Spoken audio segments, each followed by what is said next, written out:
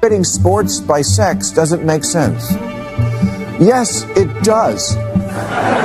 Because again, we haven't reinvented Homo sapiens since Crystal Pepsi came out.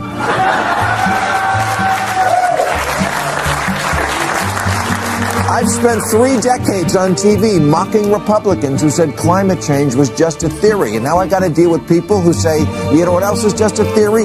But that can't happen overnight. Because the people who aren't getting the food or the medicine, they're the ones who are going to suffer. You don't see why people find this incredibly cruel? You said earlier that we're treating it as if it's an overweight person, putting them on a crash diet. Oh no. The federal government is essentially somebody who's 800 pounds. And you cannot survive like this. So yes, there are some drastic measures that have to be taken. And I will add this to you. If you think it's bad now, if we get into a real debt crisis, it will be significantly worse for the American people and other people that we might help around the globe. The best thing to do right now, get in quick. You're going to have to shut some things down, triage the area, rebuild the stuff that is good, that we all can agree with. The other stuff that's hyper-political or makes no sense or fraudulent. What about the Department of Education? Now, I don't know that much about it, but I've never read good things. Rahm Emanuel, who I agree with on almost everything, here was a quote. He said, 1/3 of 8th graders can't read, and now he wants to close the department? And I thought, that's... In a recent video, I asked you all to share your thoughts on Bill Maher, but if you watch this episode, you might end up even more confused. It's clear where he's headed. Don't forget to like and subscribe to the channel. Before I dive into how Bill Maher has taken on both the woke culture and his own views, let's take a moment to look back at his friend when he tried to mock the Democrats. $1 billion and you can't tell me what happened to it? That to me is wasteful. That means you are not responsible. But if you can't tell me where it went, then what am I supposed to think? An $850 billion budget to an organization that can't pass an audit and tell you where that money went, like, I think most people would consider that somewhere in the realm of waste, fraud, or abuse, because they would wonder why that money isn't well accounted. I'm a human being who lives on the earth and can't figure out how $850 billion to a department means that the rank and file still have to be on food stamps. Like, to me, that's fucking corruption. And people say she has remained silent to this day. This is what I find puzzling, how someone like him continues to be confused while mocking both media sides under different administrations. The same can be said about Bill Maher. With communists, that human was no longer selfish. In America today, that human is no longer born male or female. And obesity is not something that affects health. You can be healthy at any size. Really, we voted on it. A formerly serious magazine last year published with a straight face an article called "Separating Sports by Sex Doesn't Make Sense." Yes, it does. Because again, we haven't reinvented Homo sapiens since Crystal Pepsi came out.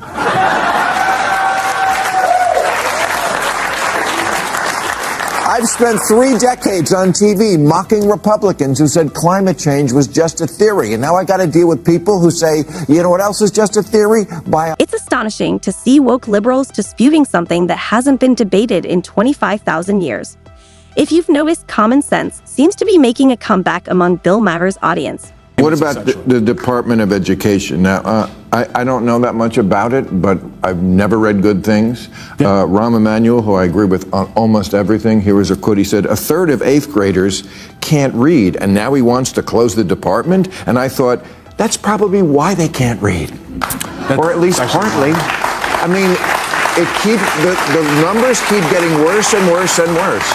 And I don't know if the Department of Education is anything but, I mean, it doesn't really, I don't know what it does, except take money. It's sort of a middleman. It doesn't like run classrooms or do stuff like that.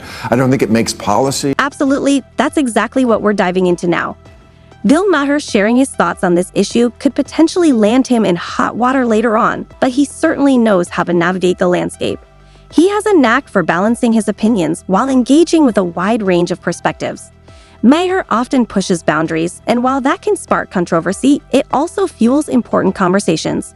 His ability to challenge the status quo makes him a unique voice in today's discourse, and it'll be interesting to see how his audience reacts to his latest takes. The California lawmakers just passed a law giving government assistance to undocumented immigrants to buy houses. That's kind of a different place than the Democratic Party used to be on immigration, is it not? Well, let me just say, immigration had always been a bipartisan issue. I refer you to But not free houses. Well, that's not free housing. It's the American dream being available to more people. California is always in the lead. Maybe others will follow that lead, but that's up to those states. So you'd vote for this law? Well, I'm not familiar with exactly what that is, but making the American dream of home ownership available to all people is something we have to do for people who are here now.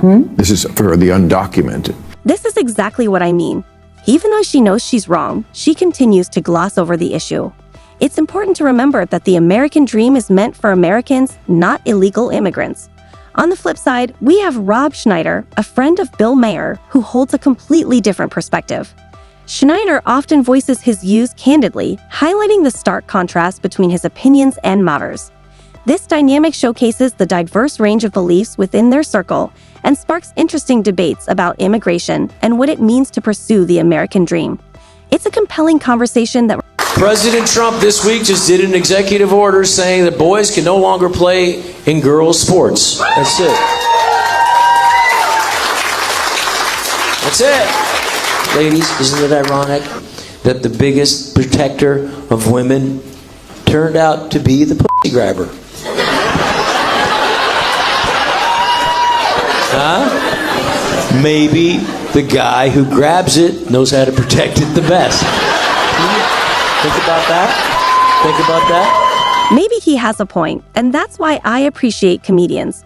They have a unique ability to blend different ideas and perspectives in a way that's often more effective than what we see on shows like The View. Comedians can tackle complex topics with humor, making it easier for audiences to engage with challenging issues. Their approach fosters dialogue and understanding, something that can sometimes be lacking in more traditional media discussions. It's refreshing to see how they navigate these conversations with wit and insight. Under his administration, his next one, schools will teach students to love their country, not to hate their country like they're taught now. I gotta say, this one doesn't bother me so much. Because I think that, this is what I see when I see kids demonstrating, these progressives demonstrating for Hamas, the most illiberal people in the world, that, oh good, we're going to give America its comeuppance, asshole America. They kind of have been indoctrinated this way. And Chuck Schumer made a speech this week. He said anti-Semitism is a 5-alarm fire that must be extinguished. This is the highest ranking Jewish politician we've ever had in this country. He talked about when Jewish people hear chants like from the river to the sea. Do you understand that means wipe us out by any means necessary? Vulnerabilities in the party, James. The Democrats have You can clearly see the frustration on the faces of the Democrats. They know he's speaking the truth, and there's little they can do to counter it. This is why they often find themselves stuck in the mud, even after trying to improve their image. Despite their efforts, they struggle to connect with the reality of the issues, which only deepens their predicament. Their inability to address these facts effectively keeps them from moving forward. They asked them a question today, and I'm sure if you're of the type of person who just always hates the one team and loves what the other one does, they asked them a question about the crash. And they said, will you visit the crash site? Now, every other politician would go, of course, it was a tragedy. And he went, it's the water. The issues that truly matter often go unnoticed by them, as they choose to focus on trivial ideas that hardly anyone cares about. That's precisely what Bill Maher is addressing. He's trying to highlight where they need to find balance. By pointing out these distractions, he encourages a more meaningful conversation about the real concerns that impact people's lives.